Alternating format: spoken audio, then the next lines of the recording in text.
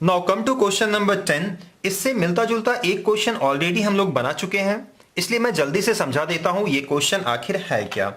इस क्वेश्चन को अगर आप पढ़ोगे तो आप देखोगे कि यहां दो दो ट्रेन है, एक एक्सप्रेस ट्रेन है और दूसरा पैसेंजर ट्रेन है।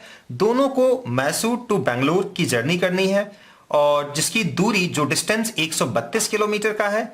एज वेल एज ये गिवन है कि एक्सप्रेस ट्रेन की जो स्पीड है ना वो 11 किलोमीटर पर आवर ज्यादा है पैसेंजर वाले से। तो अगर हम पैसेंजर को x मान ले तो ये कितना हो जाएगा, x प्लस 11 हो जाएगा। इसमें तो कहीं कोई दिक्कत वाली बात नहीं है। तो देखो यहां कैसे हम इस चीज को इंप्लीमेंट करने वाले हैं। सबसे पहले मैंने लिखा फॉर एक्सप्रेस ट्रेन, यानी कि जो जिस ट्रेन की स्पीड ज्यादा है मैं उसके बारे में बात करता हूं। डिस्टेंस तो 132 किलोमीटर का ही ट्रैवल करना है, राइट। स्पीड उसकी मैं कंसीडर कर लेता हूं x plus 11 kilometre per hour, क्योंकि इसका मैं x मानने वाला हूं।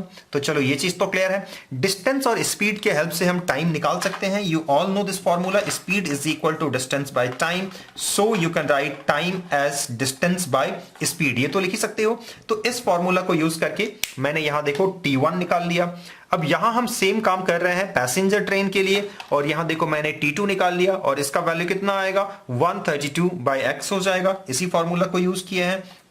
अब जाहिर सी बात है जो पैसेंजर ट्रेन है वो समय ज्यादा लेगा इस डिस्टेंस को ट्रैवल करने में।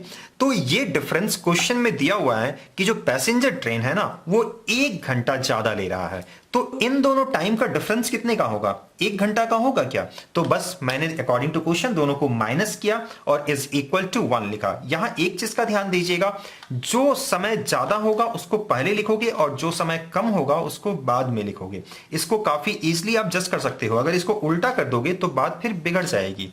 अब देखो जाहिर सी बात है ये जो पैसेंजर ट्रेन है ये समय ज्यादा लेगी ना, तो पहले हम इसको लिखेंगे, और एक्सप्रेस ट्रेन ये समय कम लेगी तो इसको हम बाद में लिखेंगे। तो इस तरीके से सही ऑर्डर में आप चीजों को लिख सकते हो। इसके बाद जब इसे आप एलसीएम वगैरह लेकर के, जैसा कि पहले हम कर चुके हैं, एलसीएम वगैरह लेके जब इसको सिंप्लीफाई करोगे तो फाइनली आपको ये वाला क्वाड्रेटिक इक्वेशन मिलेगा। और यहां फिर डी की वैल्यू फाइंड करोगे जो इतना आएगा, और इसके हेल्प से आप x की वैल्यू फाइंड कर लोगे बाय यूजिंग क्वाड्रेटिक फॉर्मूला। तो x का वैल्यू आपको दो मिलेगा, 33 और नेगेटिव 44। अब क्योंकि x जो है वो एक स्पीड है तो स्पीड तो खैर नेगेटिव नहीं हो सकता है, इसलिए हम इस वैल्यू को रिजेक्ट कर देंगे और इस वाले वैल्यू को सेलेक्ट करेंगे। तो x क्या था, ये जो पैसेंजर ट्रेन है उसकी स्पीड थी ना, तो पैसेंजर ट्रेन की स्पीड कितनी हो जाएगी, 33 किलोमीटर पर आवर। इस वैल्यू को मैंने यहां लिखा। और वहीं अगर बात करें एक्सप्रेस ट्रेन की तो इसकी स्पीड कितनी हो जाएगी, तो 33 plus 11 is equal to 44 kmph, right. तो आई होप कि ये क्वेश्चन तो आपको आसानी से समझ में आ गया होगा।